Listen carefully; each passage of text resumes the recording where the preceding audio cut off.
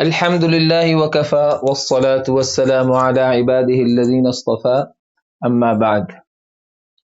یہ بات میں پہلے بیان کر چکا ہوں کہ قراءات کے جو اصول ہیں اس کے کل 29 ابواب ہیں جو امام شاطبی رحمۃ اللہ علیہ نے شاطبیہ میں قائم کیے ہیں، جن میں سے 2 ابواب ہم پڑھ چکے ہیں، ان کا خلاصہ بیان ہو چکا ہے، باب الاستعاذہ اور باب البسملہ۔ آج انشاءاللہ تقریباً 2 باب ہم اور کور کر لیں گے۔ پہلا باب ہے باب میم الجمع۔ میم جمع جو ہے اس کے متعلقہ کیا تفصیلات ہیں۔ میم جمع کا باب جو ہے یہ عام طور پر تجوید قراءت کی کتابوں میں موجود نہیں ہے۔ قراءت کی کتابوں میں باب ام القرآن آتا ہے، شاطبیہ میں بھی باب ام القرآن ہے، درہ میں بھی، اور طیبۃ النشر میں بھی۔ طیبہ اشرح کبریٰ کی مرکزی کتاب ہے۔ اصل میں قرآن پاک میں ترتیب میں چونکہ سب سے پہلے اعوذ باللہ ہم پڑھتے ہیں تلاوت کے آغاز میں، پھر بسم اللہ آتی ہے، پھر اس کے بعد سورہ فاتحہ ہے۔ تو ائمہ مؤلفین نے بھی قرآن پاک کی ترتیب کے اعتبار سے فروش میں اعوذ باللہ اور بسم اللہ کے بعد سورہ فاتحہ کے فروش کو پہلے بیان کیے، اور پھر چونکہ سورہ فاتحہ میں پہلے مالکی اور صراط اور الصراط والا کا اختلاف بیان ہونے کے بعد میم جمع کا مسئلہ آتا ہے، چنانچہ اس کے بعد علیہم غیر المغضوب علیہم میم جمع کا باب لے آئے ہیں۔ اس کے بعد چونکہ سورہ فاتحہ میں ہی الرحیم ملکی کا مسئلہ ذکر ہوا ہے، لیکن چونکہ فروش پہلے بیان کیے ہیں اور اصول پہلے بیان نہیں کیے، اس لیے پہلا رحیم جو ہے اس کو تو شمار نہیں کیا۔ آگے جو ہے سورہ بقرہ شروع ہوتے ہی میم جمع کے بعد پہلا اختلاف جو ہے فی ھدی للمتقین کا ہے، چنانچہ قراءت کی کتابوں میں باب ام القرآن جس کے ذیل میں میم جمع کا مسئلہ آ جاتا ہے، اس کے بعد ادغام کبیر کا باب لے آئے ہیں۔ اس کے بعد چونکہ فی ہی ہدن میں ہی صلہ بھی ہے، چنانچہ اس کے بعد ہائے الکنایہ کا باب لے آتے ہیں، ہائے ضمیر کا باب، شاطبیہ وغیرہ میں بھی یہ ترتیب ہے۔ پھر اس کے بعد جو ہے ویسے تو یؤمنون کا مسئلہ آ رہا ہے، پہلے حمزہ کا باب آنا چاہیے تھا، لیکن حمزہ کے ابواب جو ہیں یہ 4-5 ہیں، ان کو اکٹھا بیان کرنا مقصود ہے امام شاطبی وغیرہ کا، دیگر قراء حضرات کا، اس لیے انہوں نے حمزہ کے باب کو ذرا ایک دفعہ چھوڑ دیا ہے پہلے، اور اس کے بعد مد کا چونکہ مسئلہ آ رہا ہے بما انزل الیک وما انزل من قبلک، تو باب المد والقصر لے آتے ہیں۔ اس کے بعد حمزہ کا باب سارے اکٹھے کر دیے ہیں، چونکہ اس کے بعد انذرتہم کا مسئلہ آ رہا ہے، تو اس کے ذیل میں انذرتہم حمزتین فی کلمہ فی کلمتین، یؤمنون حمزہ مفرد اس کو کہتے ہیں۔ پھر وبالآخرۃ ہم یوقنون میں پہلی دفعہ نقل کا مسئلہ آیا تو اس کو ساتھ لے لیا، چونکہ وہ بھی حمزہ کا مسئلہ ہی ہے، تو باب النقل والسقط آ گیا، اور اس کے بعد ہی اسی کے ساتھ ہی وقفاً حمزہ میں کیا اختلاف ہوتا ہے، اسے ہم باب وقف حمزہ و ہشام کہتے ہیں۔ یہ 5 باب لے آتے ہیں، تو یہ ترتیبہ جو ہے چل رہے ہیں باب ایک منطقی ترتیب کے مطابق جو قرآن پاک کی ترتیب ہے۔ تو بہرحال ہم جو ہے اپنے انداز کے مطابق ام القرآن کو بیان نہیں کرتے، چونکہ وہ فروش کا مسئلہ ہے، ہم نے اس کو بیان نہیں کرنا، ہم اصول میں میم جمع کی طرف آتے ہیں۔ یاد رکھیے کہ میم جمع سے مراد ہم، کم اور تم کی میم جمع ہے، ہم، کم، تم، یہ 3 جو کلمات ہیں اس میں جو میم آتی ہے اس کو میم جمع کہتے ہیں۔ میم جمع کی 2 حالتیں ہیں، میم جمع متحرک سے پہلے ہو، میم جمع ساکن سے پہلے ہو۔ میم جمع متحرک سے پہلے ہو پہلی حالت، میم جمع ساکن سے پہلے ہو دوسری حالت۔ میم جمع متحرک سے پہلے ہو تو اس میں قراء حضرات کے 4 گروہ ہیں، ساکن سے پہلے ہو وہ بعد میں بات کرتے ہیں۔ میم جمع متحرک سے پہلے ہو جیسے علیہم غیر المغضوب علیہم ولا الضالین، تو دیکھیں بعد میں متحرک حرف آ رہا ہے۔ اس میں قراء کے 4 گروہ ہیں۔ پہلا گروہ ہے امام قالون کا، ان کے لیے ایسی میم جمع میں صلہ اور عدم صلہ ہوتے ہیں۔ صلہ اور عدم صلہ 2 وجوہ ہیں، صلہ اور عدم صلہ 2 وجوہ ہیں، عدم صلہ مقدم ہوتا ہے۔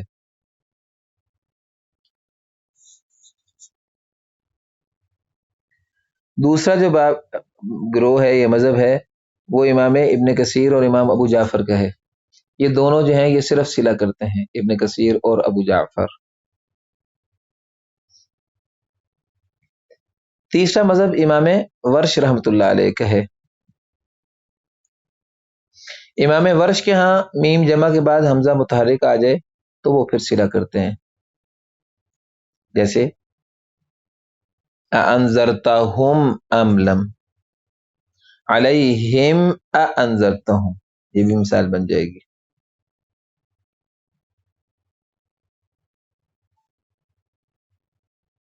علیہم انذرتہم ام، یہ دونوں میمیں جو ہے نا ان کے بعد حمزہ قطعی ہے۔ ورش کے لیے ایسی صورت میں صلہ ہوتا ہے، اگر حمزہ قطعی بعد میں نہ ہو تو پھر ورش کے لیے صلہ نہیں ہوتا۔ تین مذہب ہو گئے، چوتھا اور آخری مذہب باقی قاریوں کا ہے، جن میں امام حفص بھی شامل ہیں، اور حفص کے لیے تجوید کی کتابوں میں بھی اس لیے اس مسئلے کو بیان نہیں کیا گیا۔ وہ یہی ہے کہ یہ عدم صلہ کرتے ہیں، یعنی میم کو ساکن کر کے پڑھیں گے۔ علیہم غیر المغضوب علیہم ولا الضالین وبالآخرۃ هم یوقنون۔ اور اسی چوتھے مذہب میں امام یعقوب اور خلف العاشر بھی شامل ہیں، ان کا بھی عدم صلہ ہی ہوتا ہے۔ یہ چار مذاہب ہیں، میم جمع حرکت سے پہلے ہو تو۔ ایک بات ویسے آپ کو بطور معلومات ذکر کروں کہ اگر میم جمع کے بعد ضمیر آ جائے، ویسے بطور جنرل انفارمیشن کے، میم جمع کے بعد ضمیر آ جائے نا، جیسے ہم ہے، کم ہے، تم ہے، تو پھر سب قاریوں کے لیے صلہ ہوتا ہے، تمام قاری صلہ کرتے ہیں، اور یہ صلہ لکھنے میں بھی آتا ہے، جیسے انتم ہے نا، تو اگر انتم ہا ہو، انتم ہا تو پھر ہوگا انتموہا، سب پڑھیں گے انتموہا۔ فضلتموہا، فضلتم سے فضلتموہا بن جائے گا۔ اس طرح کے تمام قاری اس صورت میں صلہ کرتے ہیں، اور یہ مسئلہ چونکہ متفق علیہ ہے اس لیے اس کو بیان اس لیے نہیں کرتے کیونکہ یہ لکھنے میں بھی آ جاتا ہے نا۔ قرآن پاک میں اس کی کئی مثالیں ہیں کہ جہاں میم جمع کے بعد ضمیر آ گئی ہے ساتھ ملی ہوئی تو سب قاری صلہ کرتے ہیں۔ ویسے آپ کو بطور معلومات کی میں نے یہ بات ذکر کر دی ہے۔ میم جمع جو ہے اگر ساکن سے پہلے ہو تو دو تین باتیں ذہن میں رکھیں۔ سب سے پہلے تو باتیں ذہن میں رکھیں، اختلاف پھر بیان کرتا ہوں۔ پہلی بات یہ ہے، میم جمع اگر ساکن سے پہلے ہو، پہلی بات یہ ہے کہ ہم، کم اور تم، یہ تین میمیں میم جمع شمار ہوتی ہیں۔ کم اور تم میں کوئی اختلاف نہیں ہے، میم جمع ساکن سے پہلے ہو تو کم اور تم میں کوئی اختلاف نہیں ہوگا، پورے قرآن میں کسی کا کوئی اختلاف نہیں ہے۔ اگر نمبر دو، اختلاف صرف ہم میں ہے، لیکن ہم میں بھی کب ہے، دوسری بات ہے جب ماقبل کسرہ یا یا ساکنہ ہو، زیر یا یا ساکنہ ہو، جیسے بہم الاسباب علیہم القتال، بہم الاسباب علیہم القتال، اور جو پہلی شکل ہے اس کی مثالیں ہیں وَأَنْتُمُ الْأَعْلَوْنَ إِن كُنتُم مُؤْمِنِينَ، وَأَنْتُمُ الْأَعْلَوْنَ، اس میں کوئی اختلاف نہیں کسی کا کہ کوئی وَأَنْتُ مل پڑے یا وَأَنْتِ مل پڑے، کوئی اختلاف نہیں ہے۔ اور علیکم القتال، یہ کم کی مثال ہے۔ ہم میں اختلاف ہے، اور وہ بھی شرط سے جب پہلے کسرہ زیر یا یا ساکن ہو۔ دو باتیں ہو گئی، اور تیسری بات، اگر زیر یا یا ساکنہ دوسرے کلمہ میں ہو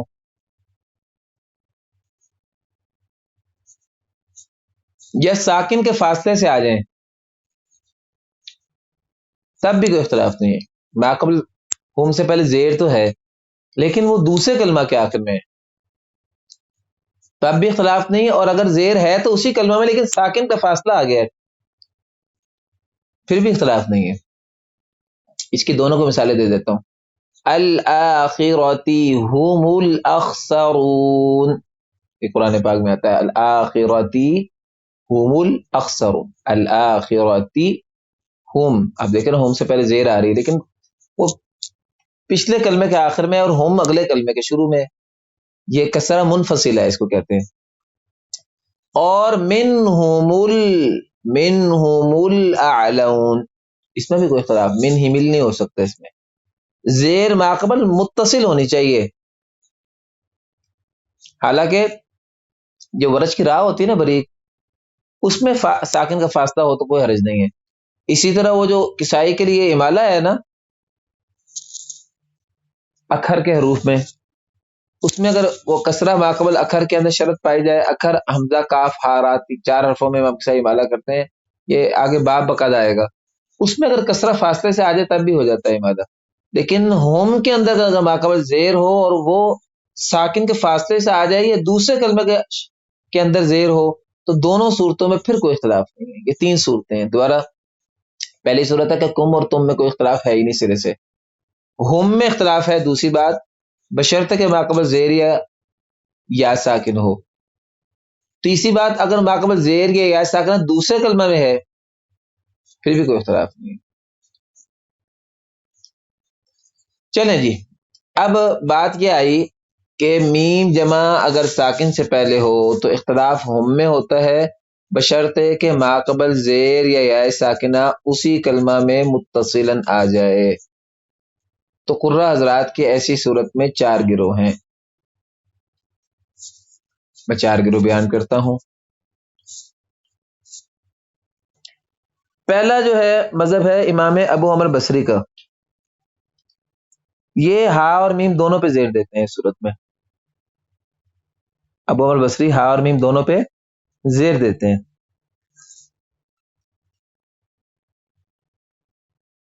دوسرا مذہب ہے امام حمزہ اور کسائی کا. یہ دونوں ہا اور میم دونوں پہ پیش دیتے ہیں، یعنی علیہم القتال بہم الاسباب. ہا اور میم دونوں پہ پیش دیتے ہیں. تیسرا گروہ ہے امام یعقوب کا. ان کے ہاں اگر ماقبل ہم سے پہلے یا ساکن ہو تو پھر یہ حمزہ وغیرہ کی طرح ہا اور میم پہ پیش دیتے ہیں، اور اگر ان کے ہاں ماقبل زیر ہو جیسے بہم الاسباب ہے تو پھر یہ ابو عمر کی طرح ہا اور میم دونوں پہ زیر دیتے ہیں. یعنی وہ 2 شکلیں تھی نا، کہ ہم سے پہلے زیر ہو یا ساکن ہو. زیر ہو تو ابو عمر کے ساتھ ہیں، ماقبل یا ساکن ہو تو پھر یہ حمزہ اور کسائی کے ساتھ ہیں. چنانچہ ان کے ہاں بہم الاسباب اور علیہم القتال.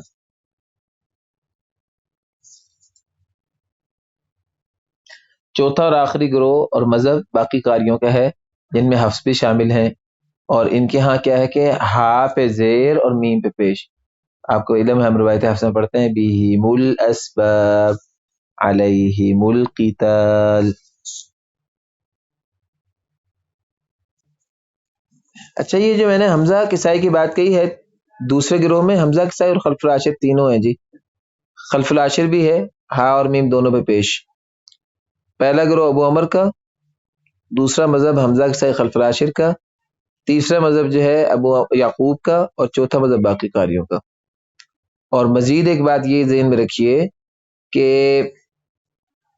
یہ جو اختلاف ہے نا میم جمع کا اور یہ سارا اختلاف وصلاً ہے، وقفاً کوئی اختلاف نہیں ہے. یعنی اگر وہ پہلی صورت جو ہے نا میم جمع حرکت سے پہلے ہو تب بھی 4 گروہ بتائے ہیں، اور میم جمع ساکن سے پہلے ہو تب بھی ہم کی صورت میں 4 گروہ بتائے ہیں. یہ سارا اختلاف وصل میں ہے. اگر آپ نے وقف ہی کر دیا علیہم تو پھر نہ صلے کا اختلاف ہے پہلی شکل میں، اور نہ یہ بہم الاسباب اور علیہم القتال اور یہ کوئی اختلاف ہوگا. یہ سارا اختلاف وصلاً ہے. اگر آپ نے میم جمع کے ساتھ اگلا کلمہ ملایا تب بھی یہ بات پیدا ہوگی نا کہ میم جمع ساکن سے پہلے ہے یا حرکت سے پہلے ہے. ہم نے کہا 2 صورتیں ہیں، بعد میں پڑھیں گے تو پتہ چلے گا نا حرکت ہے. اگر بعد میں پڑھیں ہی نہ اور وہیں رک جائیں تو پھر کیا اختلاف ہوا، اور اگر بعد میں ساکن آپ پڑھتے ہی نہیں ہے تو پھر کیسے پتہ چلے گا.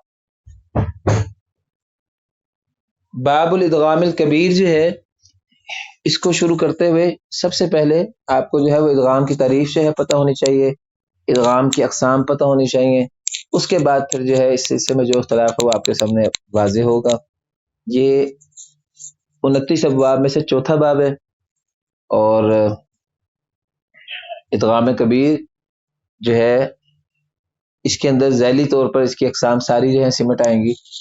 تو ادغام کا لفظی معنی ہے ایک حرف کو دوسرے حرف میں داخل کرنا، ایک حرف کو دوسرے حرف میں مدغم کرنا، اردو میں بھی لفظ ہم بولتے ہیں، لفظی معنی داخل کرنا۔ ادغام کی دو طرح کی تقسیمیں ہیں۔ ایک تقسیم یہ ہے کہ مدغم حرف جو ہے وہ ساکن ہو، مدغم حرف ساکن ہو، اور ساکن حرف کو اس کے ساتھ حرف میں داخل کیا جائے۔ دوسری شکل ہے کہ مدغم حرف ساکن نہ ہو بلکہ متحرک ہو، جیسے الرحیمی مالکی، یہ مدغم حرف متحرک ہے تو ہم اس کو داخل کر رہے ہیں۔ اور از ذہب، از زین، از کلمہ زال پہلے سے ساکن ہے، تو اگر مدغم حرف متحرک ہو اور اس کو ساکن کر کے مدغم فی میں داخل کیا جائے تو اس کو ادغام کبیر کہتے ہیں۔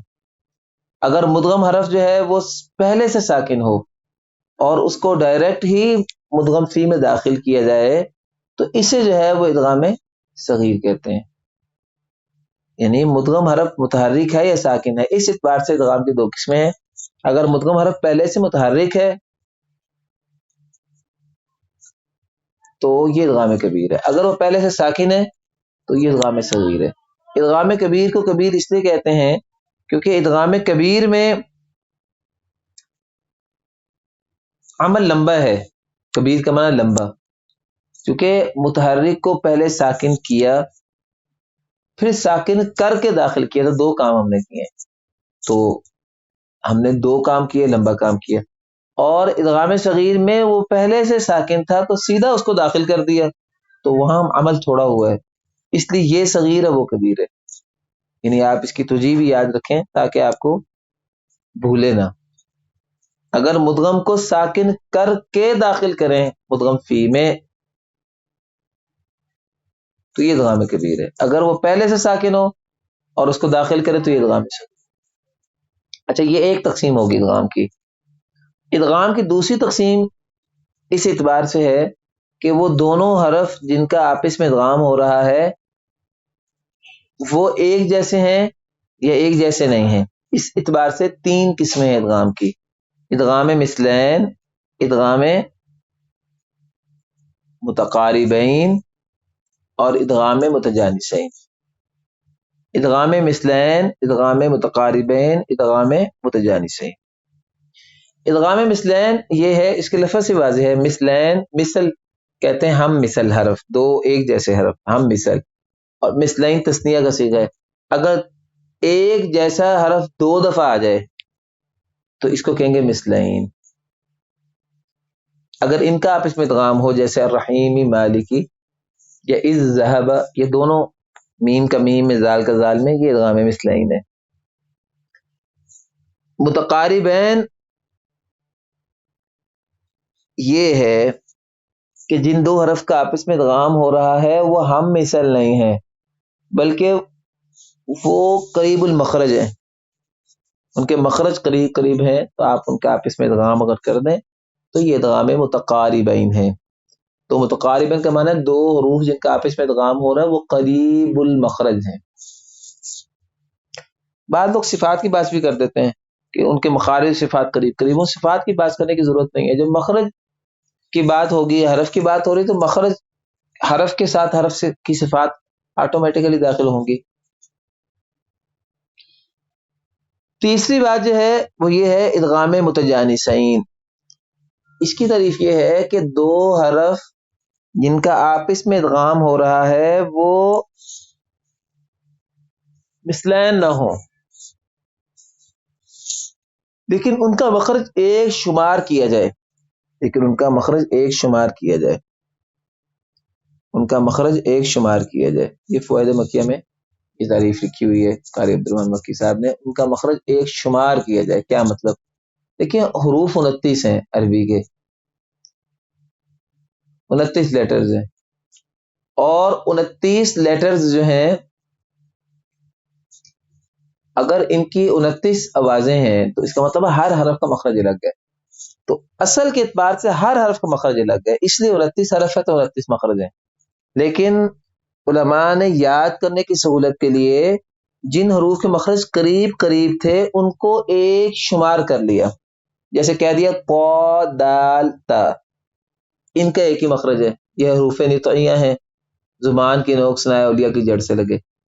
ظ ذال ثا، ان کا ایک ہی مخرج شمار کر لیا، یہ حروف لسانیہ ہیں، زبان کے نوک دانتوں کے کناروں سے لگے۔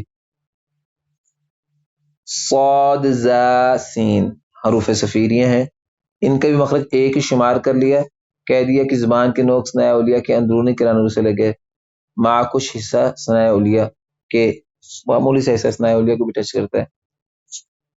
اب یہ دیکھیں نا، یہ کہنے کو 3 مخرج ہیں، حرف 9 ہے، تو متجانساً اس کو کہتے ہیں کہ وہ جو حروف جن کا ایک مخرج شمار کر لیا گیا ہے، جیسے طا دال تا کا آپس میں ادغام متجانسین ہوگا، وا زال سا کا آپس میں مخرج متجانسین شمار ہوگا ادغام، صاد سین زا کا آپس میں ادغام جو ہے یہ متجانسین شمار ہوگا۔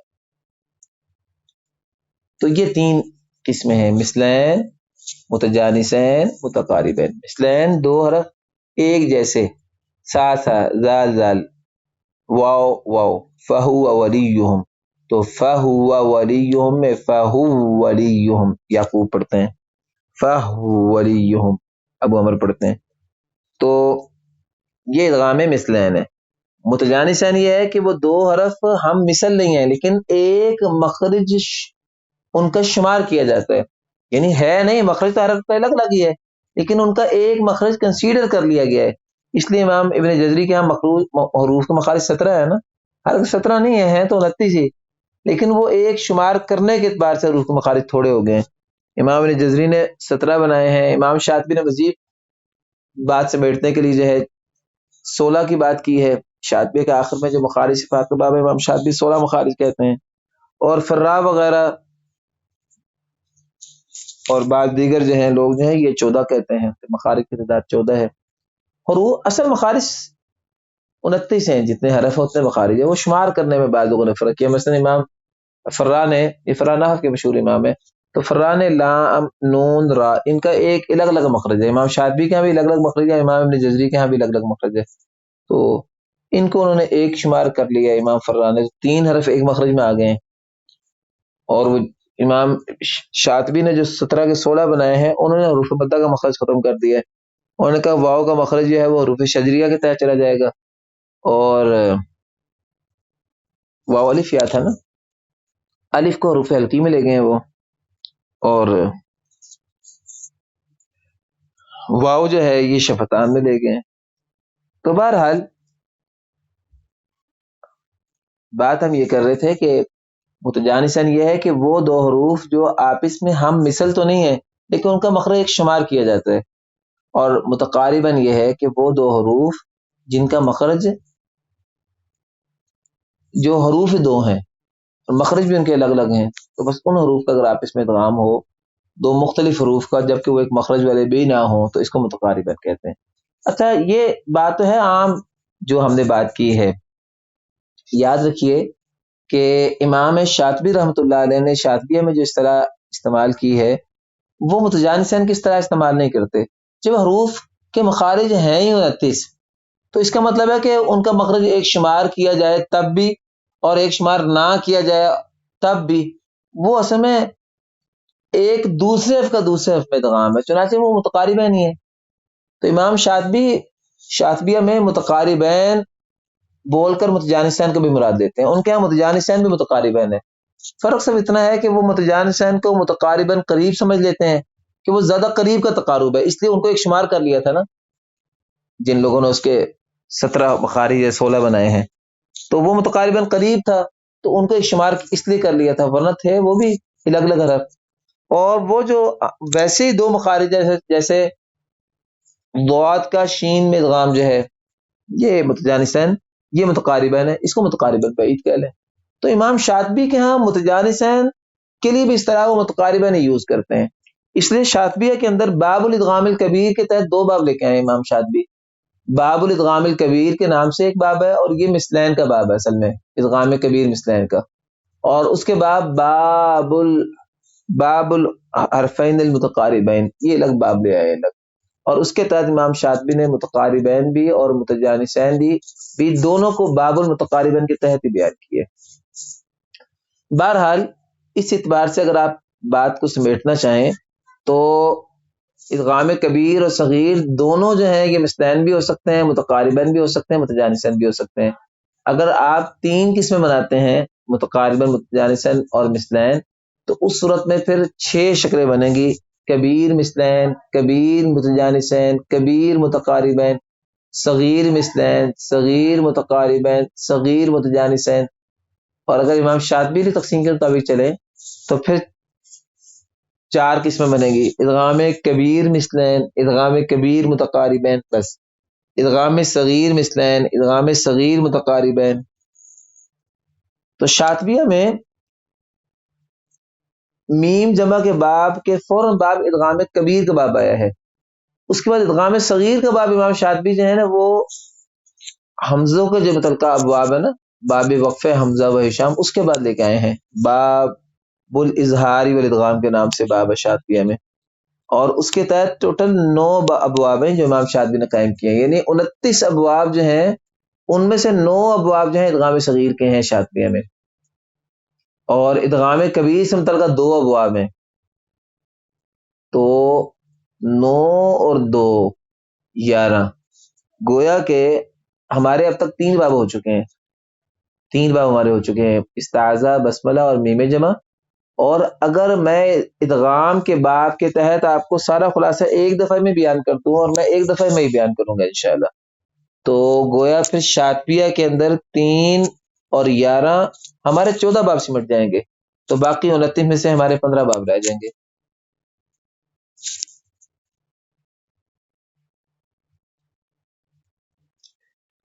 تو یہ جو بنیادی میں نے تمہید آپ کے سامنے بیان کر دی ہے، 3 باتیں میں نے بیان کی ہیں اب تک ادغام کے باب میں. سب سے پہلے ادغام کی تعریف، دوسرا میں نے ادغام کی پہلی تقسیم بیان کی، ادغام کبیر و صغیر کی. پھر تیسرے نمبر پہ میں نے ادغام کی دوسری تقسیم بیان کی، ادغام مثلین، متقاربین، متجانسین کی. اب ہم جو ہے جیسے کہ میں نے کہا کہ اگر امام شاطبی کی ترتیب کے مطابق چلیں تو پھر 6 کے بجائے 4 جو ہے بنیادی قسمیں بنتی ہیں: ادغام کبیر مثلین، ادغام کبیر متقاربین، ادغام صغیر مثلین، ادغام صغیر متقاربین. اسی تقسیم کو آپ فرض کرے لے لیجئے. تو آج ہم آپ کے سامنے نا ان چاروں میں سے پہلی قسم بیان کرتے ہیں، یعنی ادغام کبیر مثلین. سب سے پہلی بات یاد رکھیے گا کہ ادغام کبیر جو ہے چاہے مثلین ہے ہو چاہے متقاربین ہو، اب متقاربین میں متجانسین تو شامل ہی ہے نا، تو یہ صرف سوسی کے لیے ہوتا ہے قرات اشرا صغرا میں، بس قاعدہ صرف سوسی کے لیے. اچھا باقی قاری بھی ادغام کبیر کرتے ہیں، لیکن ان کے لیے بطور قاعدہ نہیں ہوا، بطور استثناء ہوا ہے، یعنی چند مخصوص کلمات ہے ہر ایک کی قرات میں. یعنی ان کا اصل قاعدہ تو یہ کہ وہ اظہار کرتے ہیں، لیکن خلاف قاعدہ انہوں نے بعض کلمات میں ادغام کر لیا. جیسے حفظ کے لیے بھی ادغام ہے، تجویدی کتابوں میں لکھا ہوا کہ حفظ جو ہے 5 کلمات میں ادغام کبیر کرتے ہیں. مکنی فی ربی خیر، سورہ کہف میں یہ اصل کلمہ مکننی ہے. اسی طرح تأمنا، یہ تأمنونا کلمہ ہے. اسی طرح اتحاجونی فی اللہ وقد ہدانی، اتحاجوننی ہے. اس طرح کے 5 کلمات جو ہیں روایت حفظ میں، اس طرح دیگر قراتوں میں بھی ہیں کلمات. تو بات یہ ہے کہ وہ کلمات جو ہیں کون کون سے ہیں، یہ امام شاطبی نے فروش میں بیان کیے جا کے، اور امام جزری نے درہ میں بھی فروش میں بیان کیے. میں نے ویسے وہ تمام کلمات نکال کے اپنی کتاب جامع الاصول میں ادغام کبیر کا باب میں ایک فصل قائم کی ہے. ادغام کبیر کے باب کے بعد یعنی ایک فصل قائم کی ہے اس باب کے اندر کہ دیگر قراء کے وہ مخصوص کلمات جو ادغام کبیر کرتے ہیں، لیکن ان کے لیے بطور استثنائی طور پر وہ بطور خاص کلمات کے فروش کے طور پر ادغام ہوئے.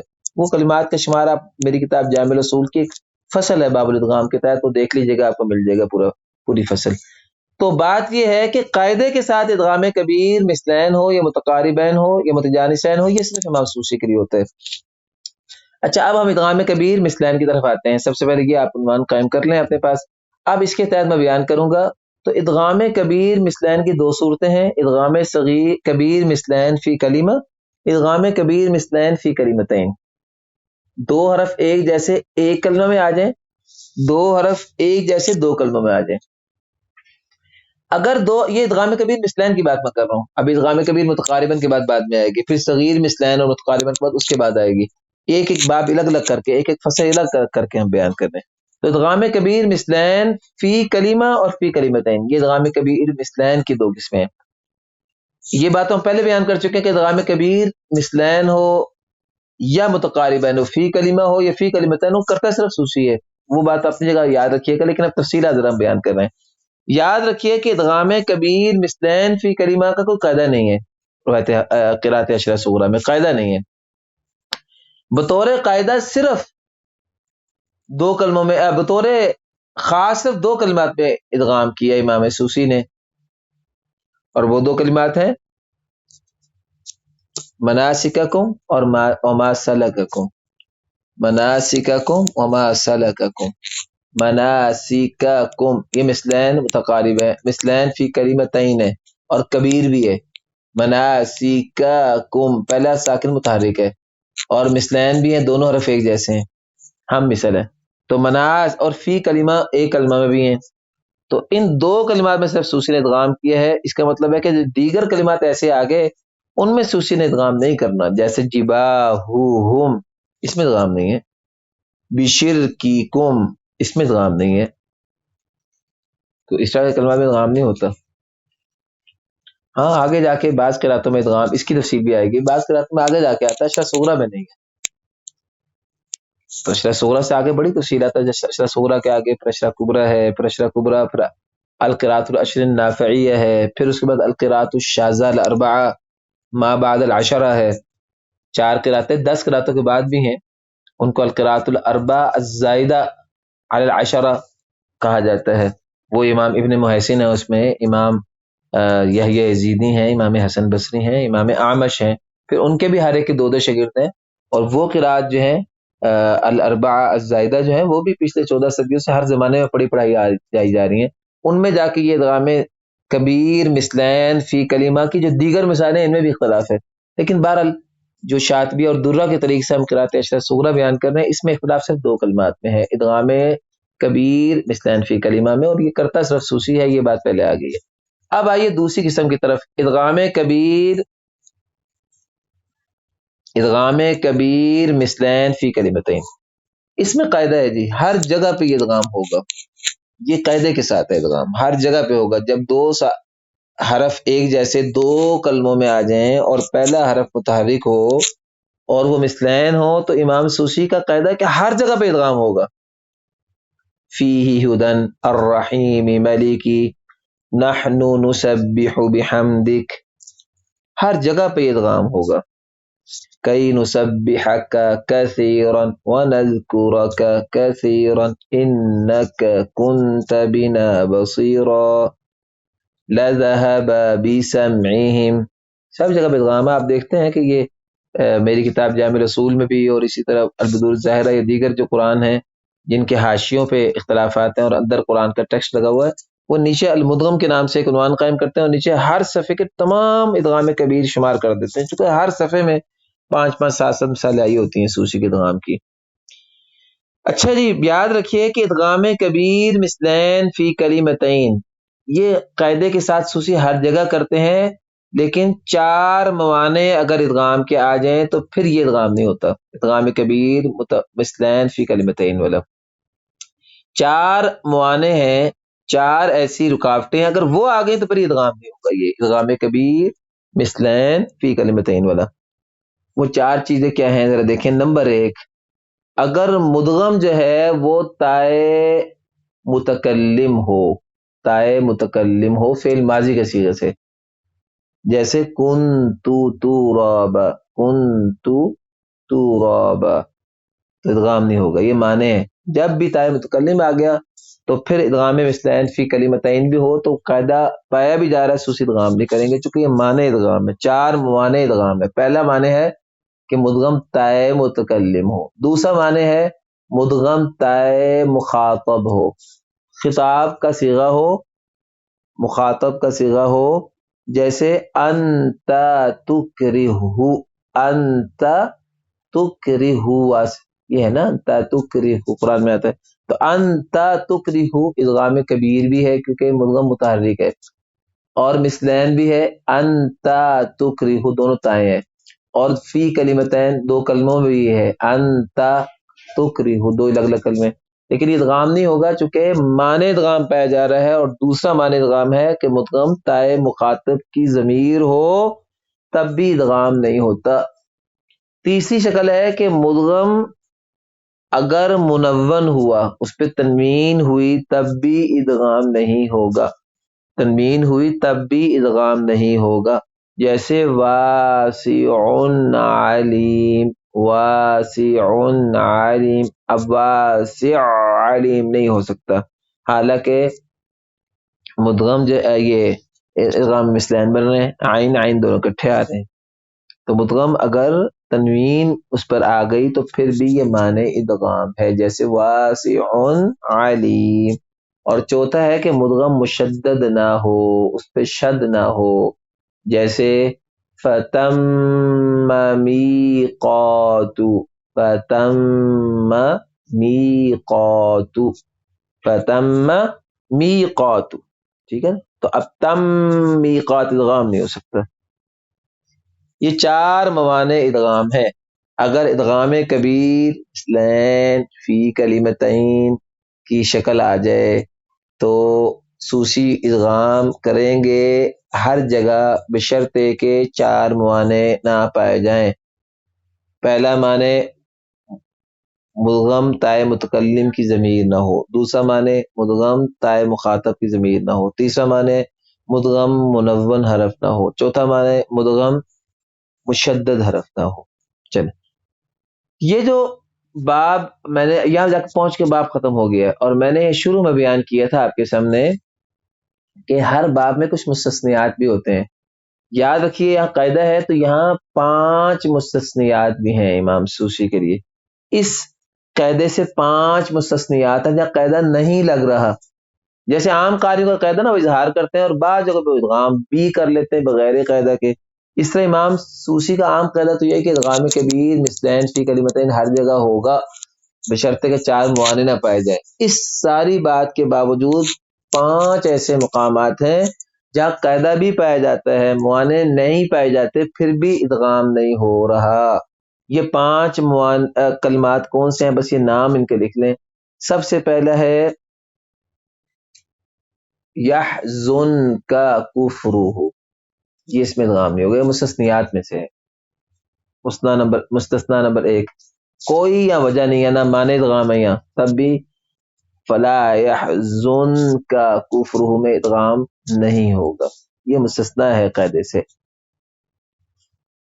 دوسری بات جلدی جلدی کر لیں چونکہ وقت ختم ہو گیا ہے، وہ یہ ہے کہ اگر کسی جگہ پہ اصل میں 2 حرف مثلین نہیں تھے لیکن کوئی حرف گرا اور اس کی وجہ کوئی گرامر کی وجہ تھی، گرامر کی وجہ سے حرف گرا، گرامر کی وجہ سے، یہ ذرا بات نوٹ کیجئے، گرامر کی وجہ سے.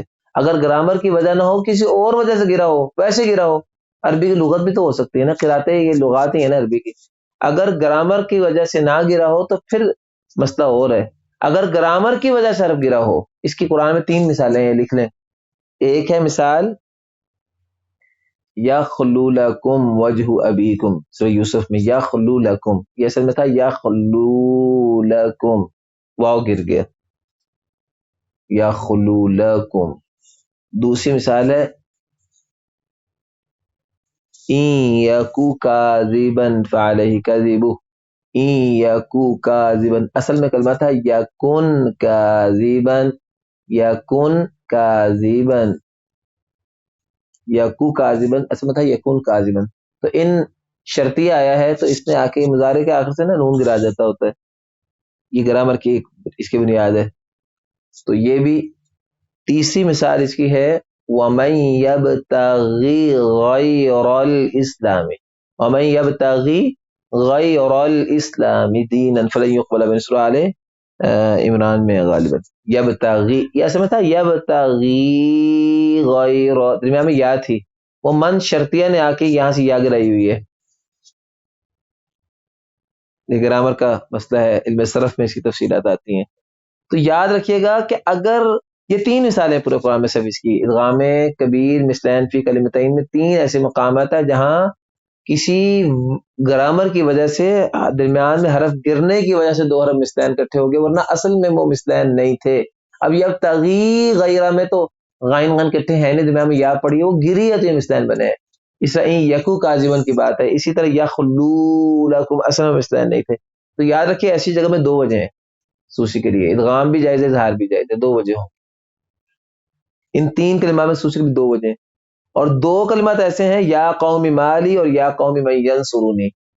یہ بھی ایسے میں یا قومی مالی تھا اور یا قومی من ینصرونی تھا، لیکن اس میں ایک ہی وجہ ہے، کیونکہ اس میں یا کرنے کی وجہ گرامر کی وجہ نہیں ہے، یہ عربی لغت ہے کہ وہ عربی یا گرا کر بھی پڑھ لیتے ہیں اس کی، اس لیے یہاں ایک ہی وجہ۔ تو میں نے اس لیے کہا تھا کہ یہ بات نوٹ کیجئے کہ گرامر وغیرہ کی کسی وجہ سے اگر کوئی چیز حرف گرا ہو اور وہ حرف گرنے کی وجہ سے دو حرف آپس میں اکٹھے ہو گئے ہوں تو پھر اس میں دو وجہ ہیں، دو مستثنیات ہو گئے جی، دو مستثنیات ہو گئے۔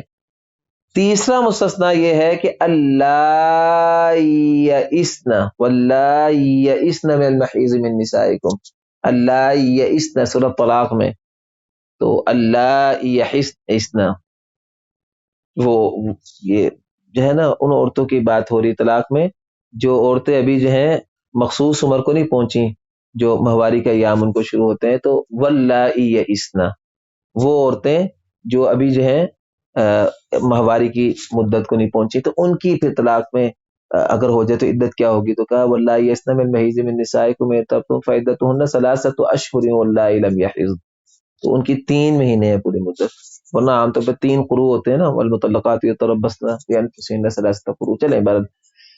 تو یہ واللہ یئسن جو ہے نا اس میں دو وجہ ہیں سوسی کی خلاف قاعدہ، واللہ یئسن یا کا یا میں یہاں بھی دو وجہ ہیں، 3 کلمے مستثنا ہو گئے، اور 2 کلمات کے بارے میں بعض علماء کہتے ہیں کہ یہ ادغام سے مستثنا ہے، لیکن صحیح بات ہے مستثنا نہیں ہے۔ چوتھا کلمہ ان 2 کلمہ میں سے چوتھا کلمہ وہ آل لوط کلمہ ہے، اس میں بعض لوگ امام ابن مجاہد ہے یہ کہتے ہیں کہ اس میں ادغام نہیں ہونا چاہیے، آل لوط نہیں ہونا چاہیے، لیکن صحیح بات ہے ادغام ہوگا، اس لیے یہ مستثنا نہیں ہے، لیکن چونکہ بعضوں نے اس کو مستثنا کیا ہے، امام شاطبی نے بھی بعضوں کی طرف نسبت کر کے اس کو مستثنیات میں شمار کر دی ہے۔ اور 5ویں اور آخری بات جو ہے وہ یہ ہے کہ یأتی یوم اور ہو ولیہم وغیرہ مثالوں میں بھی بعض لوگ کہتے ہیں کہ ادغام نہیں ہوگا، لیکن صحیح بات ہے کہ یہاں بھی ادغام ہوگا۔ ہو ولیہم سے مراد ہے کہ وہ واو جو ادغام کرتے وقت ساکن ہونے کی وجہ سے مدہ بن گئی ہو، اور قاعدہ یہ ہے کہ مدہ کا ادغام نہیں ہوتا، یہ ادغام صغیر میں قاعدہ آتا ہے، لیکن اس مدہ کا ادغام ہو جائے گا جو اصل میں واو ساکن نہیں تھی، وہ تو ادغام کبیر کی وجہ سے ساکن ہوئی ہے۔ تو امام شاطبی نے اس قول کو بھی ذکر کر کے اس کو مستثنیات میں شمار کیا، اور یہ امام ابوبکر ابن مجاہد ہی ہیں۔ یاد رکھیے گا کہ قرات سبا میں سب سے پہلی کتاب پچھلے 14 صدیوں میں امام ابن مجاہد کی ہے، ابوبکر ابن مجاہد، اور ان کی کتاب کا نام ہے کتاب السبعہ، یہ پہلی کتاب ہے جو قرات سبا پہ لکھی گئی ہے۔ امام دانی کی تفسیر بعد میں ہے، یہ امام شاطبی تو بہت بعد میں ہے، سب سے پہلا آدمی جس نے قرات سبا پہ کتاب لکھی ہے سلف میں ابن مجاہد ہے۔ تو ابن مجاہد نے ان دونوں کلمات کو مستثنیات میں شمار کیا ہے، لیکن صحیح بات ہے کہ ان دونوں چیزوں میں ادغام ہوگا، یعنی اللہ یئسن میں بھی اور اس طرح ہو ولیہم میں بھی۔ وہ ادغام کبیر مثلین فی کلمتین جب آ رہا ہے تو سوسی ادغام کیوں نہیں کرے گا؟ تو یہ 5 مستثنیات ہیں جن میں سے صحیح بات ہے کہ 3 مستثنا ہیں، 2 اصل میں مستثنا نہیں ہے، لیکن چونکہ امام ابوبکر بن مجاہد نے ان 2 کو مستثنا کر دیا ہے اور امام شاطبی نے ذکر کر دیا ہے، میں نے اس لیے آپ کو ذکر کر دیا ہے، ورنہ میں آپ کو یہی کہتا کہ ادغام کبیر مثلین فی کلمتین کے قاعدے سے 3 چیزیں مستثنا ہیں اس قاعدے سے۔ اللہ تعالی ہمارا قرآن پڑھنا پڑھانا قبول فرمائے، وآخر دعوانا ان الحمد للہ رب العالمین۔